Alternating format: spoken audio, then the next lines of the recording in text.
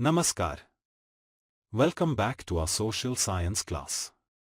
आज की हमारी इस क्लास में हम पढ़ेंगे class 10 history chapter 3 the making of a global world भूमंडलीकृत विश्व का बनना के क्वेश्चन आंसर्स। इस अध्याय के महत्वपूर्ण प्रश्नों और उनके उत्तरों को बहुत ही आसान भाषा में समझेंगे। सबसे पहले करते हैं एमसीक्यू जो कि एग्जाम में 1 नंबर के आते हैं। Let's start with the MCQs which carry 1 mark in the exam. प्रश्न नंबर 1 है, रेशम मार्ग क्या थे? What were the silk routes? इसका उत्तर है, रेशम मार्ग प्राचीन व्यापारिक और सांस्कृतिक मार्गों का एक नेटवर्क था, जो एशिया के विभिन्न भागों को यूरोप और उत्तरी अफ्रीका से जोड़ता था। The Silk Routes were a network of ancient trade and cultural routes that connected different parts of Asia with Europe and North Africa.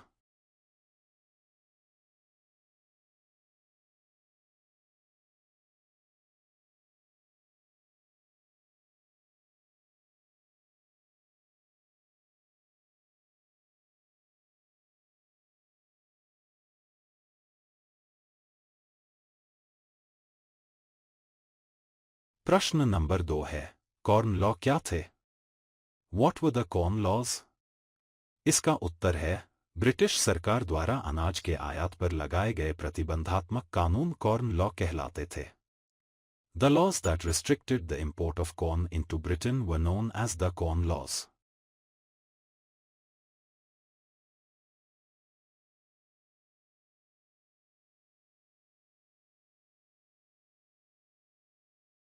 प्रश्न नंबर 3 है, ब्रिटेन ने कॉर्न लॉ कब समाप्त किए?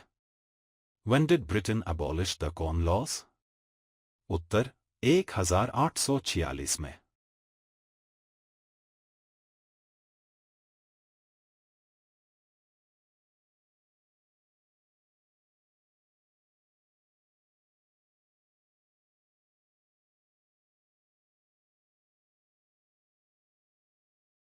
प्रश्न नंबर 4 है, गिरमिटिया मजदूर कौन थे?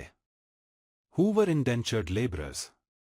इसका उत्तर है, वे मजदूर जिन्हें एक निश्चित अवधि के अनुबंध के तहत विदेशों में काम करने के लिए भेजा जाता था। They were laborers sent overseas to work under contract for a fixed period.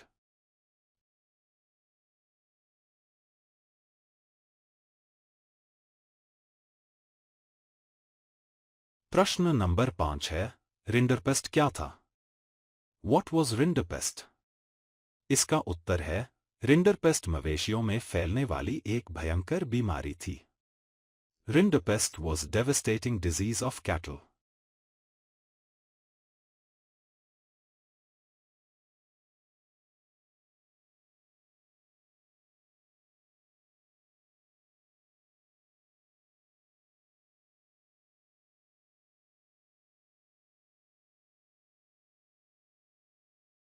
प्रश्न नंबर 6 है, महामंदी कब शुरू हुई? When did the Great Depression begin? इसका उत्तर है, 1929 में।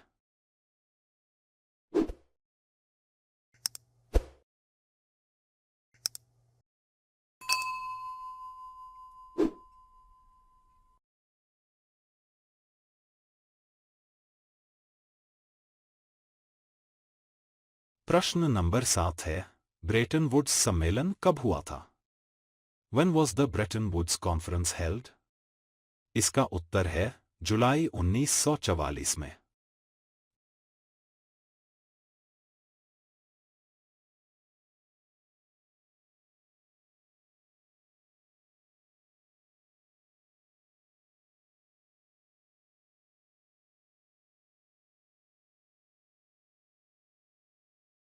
प्रश्न नंबर 8 है, IMF का पूरा नाम क्या है?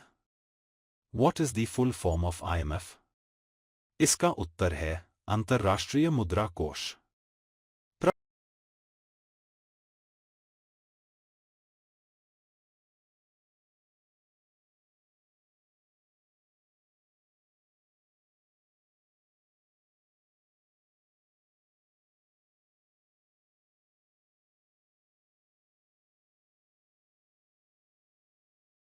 प्रश्न नंबर 9 है, विश्व बैंक का गठन किस उद्देश्य से किया गया था?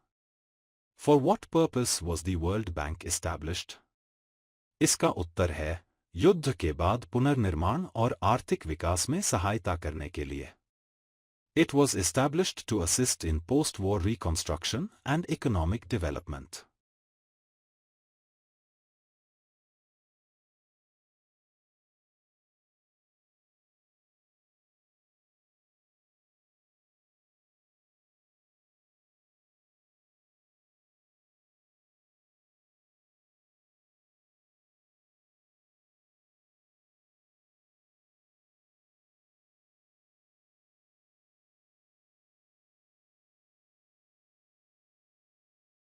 अब करते हैं शॉर्ट क्वेश्चन आंसर जो कि एग्जाम में 2 या 3 नंबर के आते हैं।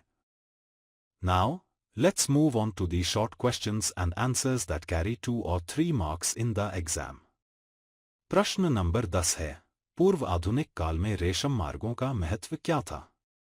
What was the importance of the silk routes in the pre-modern period?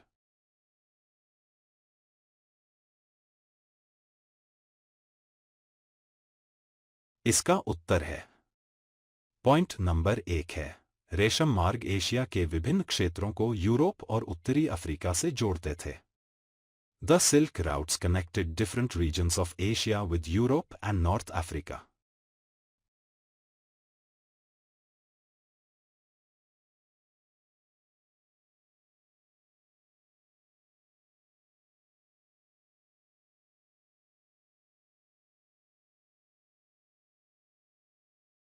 Point number 2 है, इनके माध्यम से रेशम, मसाले और अन्य वस्तुओं का व्यापार होता था। Silk, spices and other goods were traded through these routes.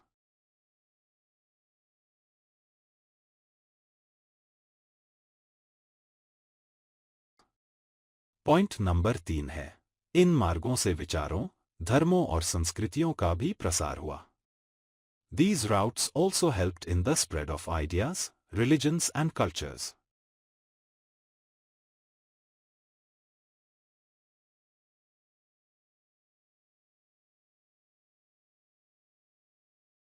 Point number 4 है, इस प्रकार रेशम मार्ग व्यापार के साथ साथ सांस्कृतिक आदान प्रदान के भी माध्यम थे।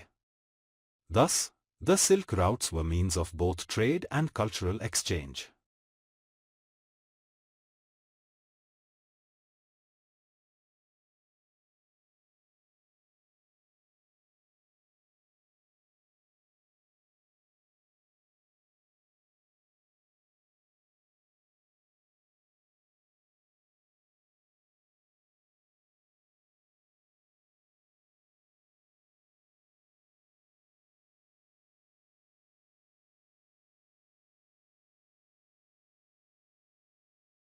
प्रश्न नंबर 11 है, कॉर्न लॉ समाप्त होने के बाद ब्रिटेन पर क्या प्रभाव पड़ा? What was the impact of the abolition of the Corn Laws on Britain? इसका उत्तर है पॉइंट नंबर 1 है, ब्रिटेन में खाद्यान्न का आयात बढ़ गया। Food imports into Britain increased.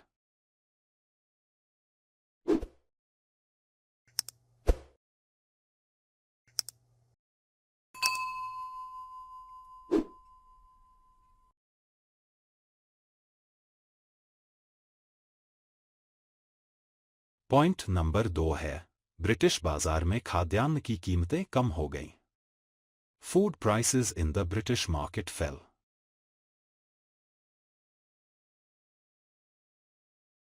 Point number 3 है, ब्रिटिश कृषि पर दबाव बढ़ा और कई किसान प्रभावित हुए। British agriculture came under pressure and many farmers were affected. Point number 4 है, ब्रिटेन में औद्योगिक विकास और शहरीकरण को बढ़ावा मिला। Industrial development and urbanization were encouraged in Britain.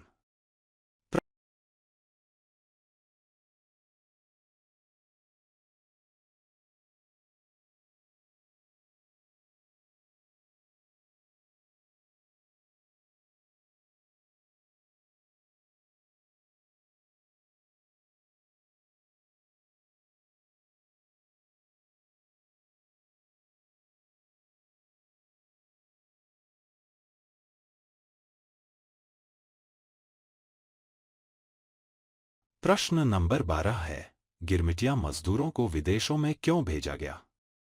Why were indentured laborers sent overseas? इसका उत्तर है, पॉइंट नंबर 1 है, दास प्रथा समाप्त होने के बाद बागानों में मजदूरों की कमी हो गई थी।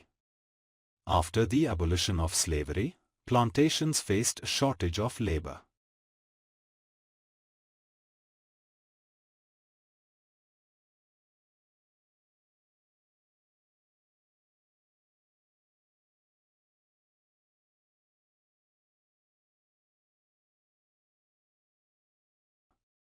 पॉइंट नंबर 2 है, इसलिए एशिया और अन्य क्षेत्रों से मजदूरों को अनुबंध के आधार पर ले जाया गया। Therefore, laborers were taken from Asia and other regions under contracts.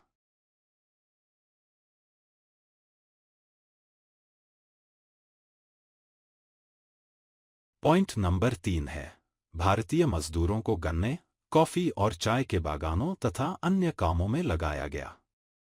Indian laborers were employed on sugar, coffee and tea plantations and in other work. Point number 4 है, इस व्यवस्था को गिरमिटिया श्रम व्यवस्था कहा गया। This system was known as the indentured labor system.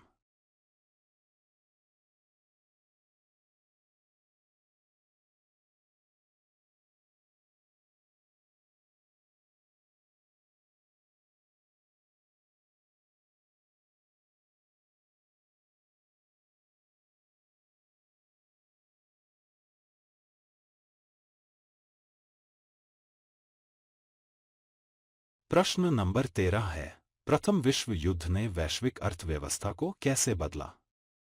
How did the First World War change the global economy? इसका उत्तर है, पॉइंट नंबर 1 है, युद्ध के कारण औद्योगिक उत्पादन में बड़े पैमाने पर परिवर्तन हुए। The war brought major changes in industrial production.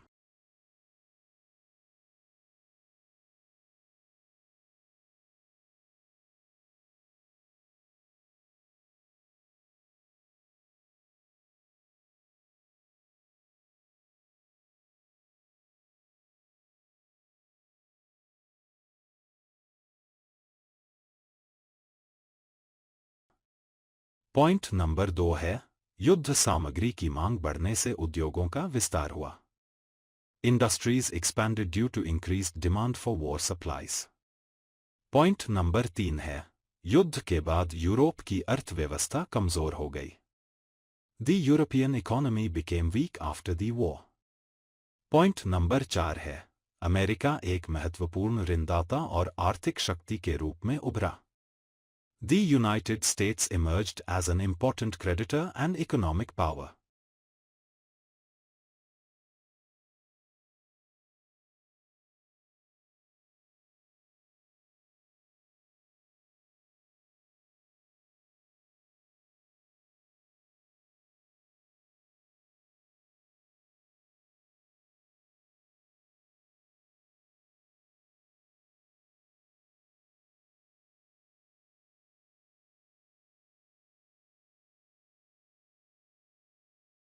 प्रश्न नंबर 14 है, महामंदी का भारतीय कृषि पर क्या प्रभाव पड़ा? What was the impact of the Great Depression on Indian agriculture? इसका उत्तर है, पॉइंट नंबर 1 है, कृषि उत्पादों की कीमतों में भारी गिरावट आई। Prices of agricultural products fell sharply.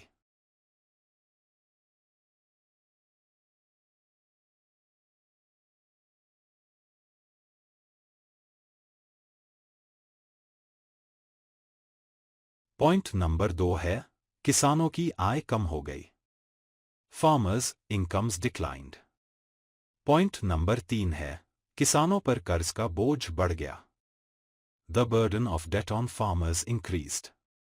Point number 4 है, ग्रामीण अर्थव्यवस्था पर गंभीर प्रभाव पड़ा। The rural economy was severely affected.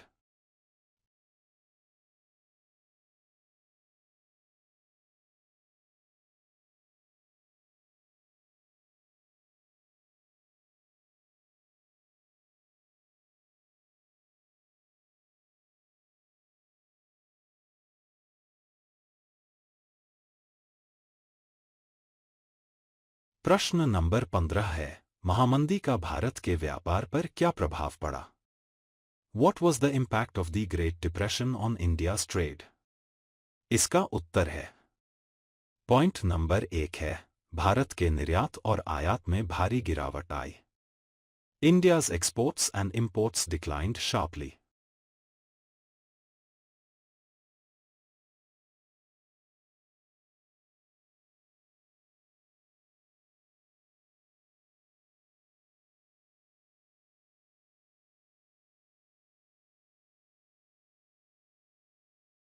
Point number 2 है, कृषि उत्पादों की कीमतें कम हो गईं।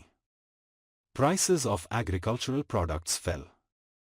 पॉइंट नंबर 3 है, किसानों और उत्पादकों की आय प्रभावित हुई। The incomes of farmers and producers were affected. Point number 4 है, ग्रामीण क्षेत्रों में आर्थिक संकट बढ़ गया। The economic crisis in rural areas intensified.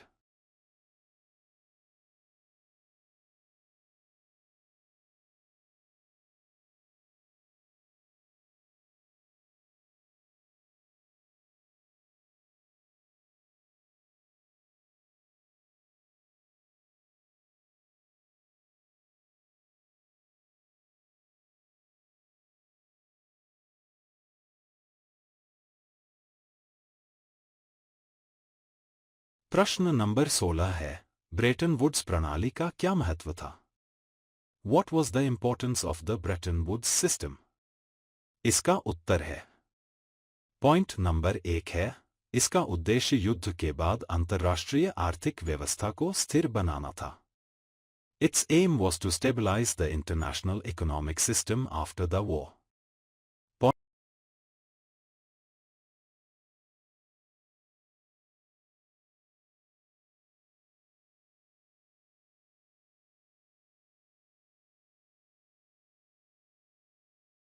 Point number 2 है, इसके अंतर्गत IMF और विश्व बैंक जैसी संस्थाओं की स्थापना हुई।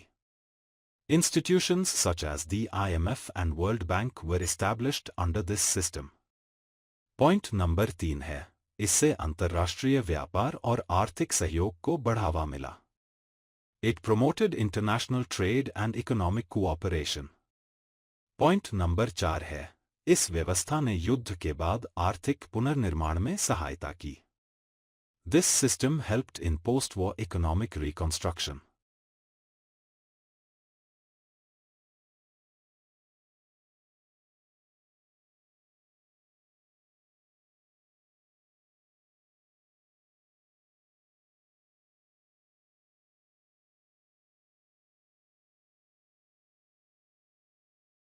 अब करते हैं लॉन्ग क्वेश्चन आंसर जो कि एग्जाम में 5 या 6 नंबर के आते हैं।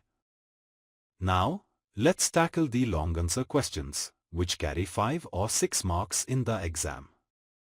प्रश्न नंबर 17 है, प्रथम विश्व युद्ध का वैश्विक अर्थव्यवस्था पर क्या प्रभाव पड़ा? What was the impact of the First World War on the global economy?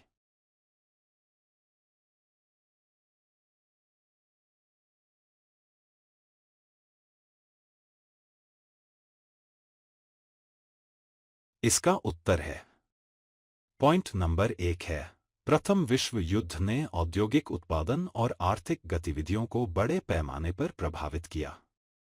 The First World War greatly affected industrial production and economic activities.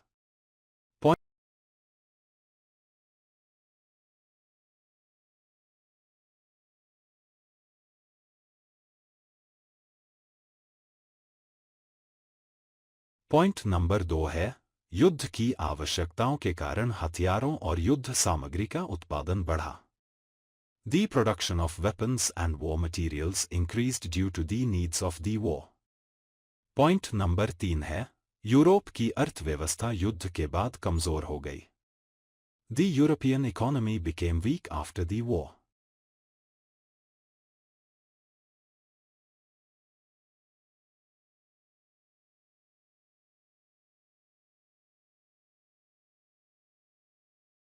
Point number 4 है, अमेरिका एक प्रमुख ऋणदाता देश के रूप में उभरा।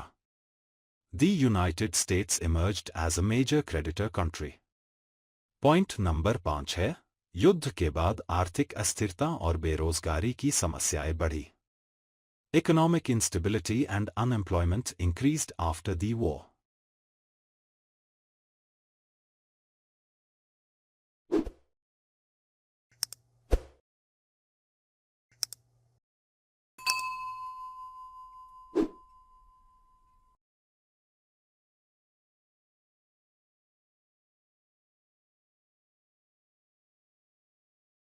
प्रश्न नंबर 18 है, भारत पर महामंदी के प्रभावों का विस्तार से वर्णन कीजिए। Describe the effects of the great depression on India in detail. इसका उत्तर है, पॉइंट नंबर 1 है, भारत के निर्यात और आयात में भारी गिरावट आई। India's exports and imports declined sharply. Point number 2 है, कृषि उत्पादों की कीमतों में भारी कमी हुई। Prices of agricultural products fell considerably.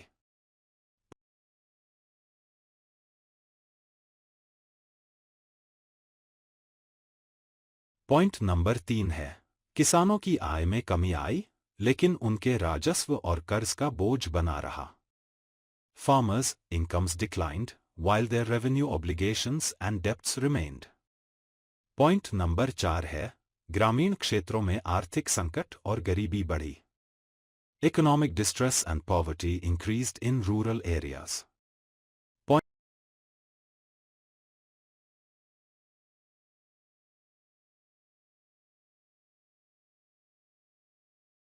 Point number 5 है, कई किसानों को अपनी बचत और संपत्ति बेचने के लिए मजबूर होना पड़ा। Many farmers were forced to sell their savings and assets.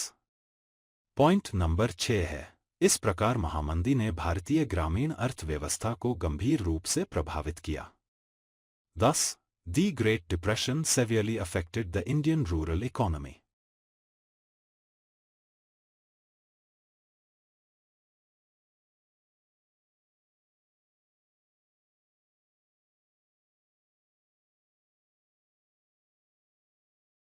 प्रश्न नंबर 19 है, रेशम मार्गों ने व्यापार और संस्कृति के प्रसार में क्या भूमिका निभाई? What role did the Silk Routes play in the spread of trade and culture? इसका उत्तर है, पॉइंट नंबर 1 है, रेशम मार्ग एशिया, यूरोप और उत्तरी अफ्रीका के विभिन्न क्षेत्रों को जोड़ते थे। The Silk Routes connected different regions of Asia, Europe and North Africa.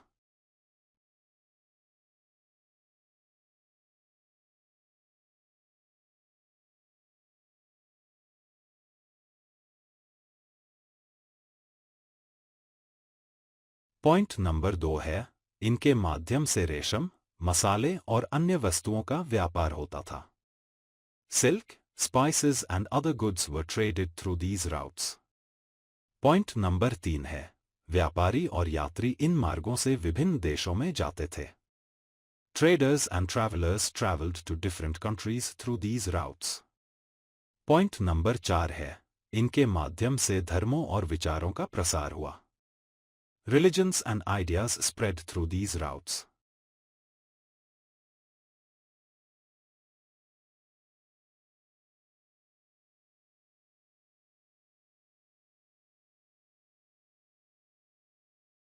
Point number 5 है, इस प्रकार रेशम मार्ग आर्थिक और सांस्कृतिक संपर्क के महत्वपूर्ण माध्यम थे।